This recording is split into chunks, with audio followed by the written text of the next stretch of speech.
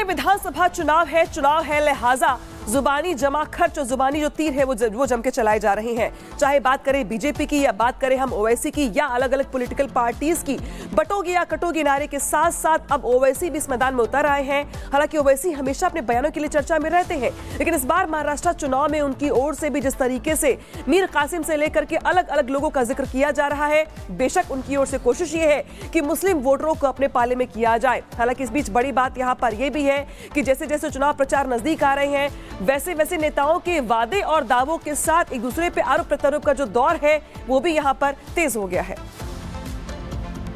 बिल्कुल अनामिका, जिस तरीके से आप बता रही हैं ये वोटों का रण बहुत ज्यादा तेज होता जा रहा है और इस रण में जो बयानबाजी का दौर है वो भी बहुत ज्यादा आक्रामक देखने को मिल रहा है। मुस्लिम वोट पाने की चाहत में लगातार नेता कुछ इस तरह की बयानबाजी कर रहे हैं कि मीर कासिम तक का जिक्र हो रहा है। असदुद्दीन ओवैसी की बात करें तो अब बीजेपी के बाद उन्होंने आरएसएस के खिलाफ भी मोर्चा खोल दिया है। ओवैसी कभी मीर कासिम की बात कर रहे हैं तो कभी मौलाना आजाद की बात कर रहे हैं। आखिर ओवैसी की इस बयानबाजी के पीछे की सियासत क्या है, इस रिपोर्ट के जरिए देखिए।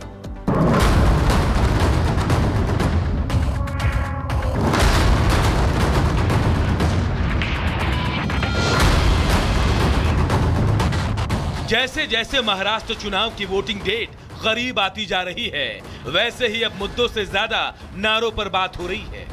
वोटों का ध्रुवीकरण एक अलग ही लेवल पर पहुंच गया है। महाराष्ट्र में राजनीति और धर्म युद्ध का कॉकटेल बन रहा है। भाऊ और भाईजान की जंग अलग ही लेवल पर पहुंच गई है। महाराष्ट्र चुनाव में मुस्लिम वोटों के जरिए कई पार्टियां सत्ता पाने की फिराक में हैं और इन्हीं में से एक है असदुद्दीन ओवैसी। भाईजान के वोट के भरोसे ओवैसी ने मैदान में 14 उम्मीदवार उतारे हैं, लेकिन उन्हें डर है कि कहीं सामने खड़े मुस्लिम उम्मीदवार उनका वोट ना काट दे। यही कारण है कि उन्हें कभी गद्दार मीर सादिक और मीर जाफर याद आ रहे हैं तो कभी देश प्रेमी मौलाना आजाद। ओवैसी ने मौलाना आजाद के बहाने संघ पर निशाना साधा। कहा आजादी की लड़ाई में संघ वालों का कोई योगदान नहीं। वो तंजीमें जो इस मुल्क की आजादी में अपना कोई रोल अदा नहीं किए, जैसा कि आरएसएस, वो बार बार भारत के सबसे बड़ी अक़लियत मुसलमानों पर इल्जाम लगाते हैं कि तुम्हारी वजह से मुल्क का विभाजन हुआ। मौलाना आजाद इस मुल्क के मुजाहिदीन आजादी में आपका शुमार होता है। आप कई मर्तबा इस मुल्क की आजादी के लिए जेल की सोबतों को बर्दाश्त किए। ओवैसी महाराष्ट्र के चुनावी रैलियों में युवाओं से इतिहास को समझने और अपनी राजनीतिक ताकत को पहचानने की बात कर रहे हैं। कह रहे हैं हमारा हाल शादी में बैंड बजाने वाला जैसा है। हमारा हाल एक शादी की बारात में बैंड बाजे की बारात की तरह है कि दूल्हा निकलता है घोड़े पे ऊपर बैठकर और हम बैंड बाजा बजाते हैं दूल्हे के नाम पर। हम 70 साल से यही कर रहे हैं, दूसरों का बाजा बजा रहे हैं, दूसरों के लिए नाच रहे हैं।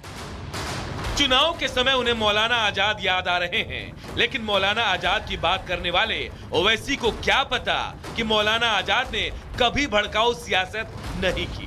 उन्होंने देश को जोड़ने का काम किया, लेकिन ओवैसी अपने जहरीले बोल से देश को तोड़ने की बात करते हैं। अपने नफरती पैगाम से देश में एकता और भाईचारा खत्म करना चाहते हैं। संघ पर निशाना साधकर वो मुस्लिम तुष्टीकरण की कवायद में जुटे हैं और मौलाना आजाद के बहाने मुस्लिम वोट पाने की जुगत में है। ओवैसी को पता है कि बीजेपी सबका साथ और सबका विकास कर रही है और यही कारण है कि मुस्लिम वोटरों का भरोसा भी बीजेपी ने जीता है। ये सब देखकर ओवैसी परेशान हैं और अपनी सियासी दुकान को चमकाने के लिए भाईजान अब संघ पर निशाना साध रहे हैं ताकि मुसलमानों को बरगलाया जा सके। लेकिन ये पब्लिक है और पब्लिक सब जानती है। इतिहास के चंद झूठे पन्नों को दिखाकर ओवैसी मुसलमानों के मसीहा बनना चाहते हैं, लेकिन अब मुसलमान ओवैसी के झांसे में आने वाले नहीं हैं। Bureau report, Republic Bharat. तो वोटों का रण है, आक्रमण बहुत तेज है, लिहाजा जो नेता है उनकी ओर से जो जुबानी जंग है वो भी यहां पर तेज हो चली है। यहां पे बात करेंगे उन बयानों की जिसको लेकर के अब महाराष्ट्र के चुनाव में लगातार चर्चाएं तेज है। देखिए यहां पे क्या क्या जिक्र किया गया बयानों में। इंपोर्टेड माल कहा गया, वोट जिहाद का यहां पर जिक्र किया गया, मीर कासिम तक का जिक्र यहां पे ओवैसी की ओर से किया गया, रावण दुर्योधन तक का यहां पे जिक्र किया गया स्पीच के जरिए, गद्दारों की सेना बुलाया गया, इसके अलावा भगवा आतंकी तक यहां पे कह के पुकारा गया, रजाकारों के वंशज नाम दिया गया। तो देखिए महाराष्ट्र चुनाव के बीच यहां पे जो नेताओं की जुबान है किस तरीके से फिसल रही है, एक के बाद एक यहां पर जिस तरीके से उनकी ओर से बयान दिए जा रहे हैं। बेशक प्रयास ये है कि अपने वोट बैंक को खुश किया जाए, अपने वोटरों को एकजुट किया जाए, लेकिन इस बीच महाराष्ट्र में मुस्लिम वोटरों को एकजुट करने को लेकर जो प्रयास है जरा वो भी समझ लीजिए और इसके पीछे की रणनीति क्या है जरा वो भी समझ लीजिए। महाराष्ट्र में 1.3 करोड़ मुसलमान है, लिहाजा जो मुस्लिम आबादी है उसमें सेंधमारी का यहाँ पे प्रयास किया जा रहा है। कुल 11.24 करोड़ आबादी का जो है 11.56% ऐसा है जो कि मुस्लिम वोटरों का है, लिहाजा आबादी काफी ज्यादा है और ऐसे में प्रयास यह है इनको अपने पाले में करने का। 38 विधानसभा सीटों में इनका प्रभाव देखा जाता है। 9 सीटें ऐसी हैं जहां पे 40 से ज्यादा मुस्लिम आबादी है, मतलब 40% यहां पर मुस्लिम आबादी है। 10 सीटों पर 25 से ज्यादा मुस्लिम आबादी है, 25% आबादी है, यानी कि यहां पर देखिए वोटर्स काफी ज्यादा संख्या में है। लोकसभा चुनाव में एमवीए को बड़ी संख्या में मुस्लिम वोट यहां पर मिले थे, लिहाजा एमवीए की ओर से भी प्रयास है कि जो मुस्लिम वोटर है वो छिटके नहीं। तो वही ओवैसी की ओर से प्रयास ये है कि जो मुस्लिम वोटर है वो उनके पाले में जाए। इसके अलावा देखिए जो मुस्लिम आबादी जिसका जिक्र लगातार कर रहे हैं हम, वो किन किन सीटों पर कितनी ज्यादा है जरा वो भी समझ लीजिए। किस सीट पर कितनी मुस्लिम आबादी है, देखिए मान खुर्द शिवाजी नगर यहां पर 53% आबादी मुसलमानों की है, लिहाजा सबसे ज्यादा आबादी वाला जो सीट है वो यही है।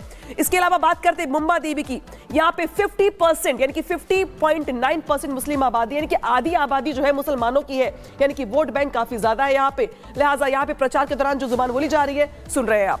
इसके अलावा बात करते हैं भाई खला की, यहाँ पे 41.5% आबादी जो मुसलमानों की है। बात करते हैं धारावी की, धारावी में 33.5% आबादी मुसलमानों की है। वर्सोवा में जब बात करते हैं तो यहाँ पे भी लगभग इतनी ही आबादी है। बांद्रा ईस्ट में 33.1% जो आबादी है वो यहाँ पर मुसलमानों की है। बात करते हैं यहाँ पे मलाड वेस्ट की, तो देखिए मलाड वेस्ट में भी 27.7% आबादी जो है वो मुसलमानों की है। अंधेरी वेस्ट में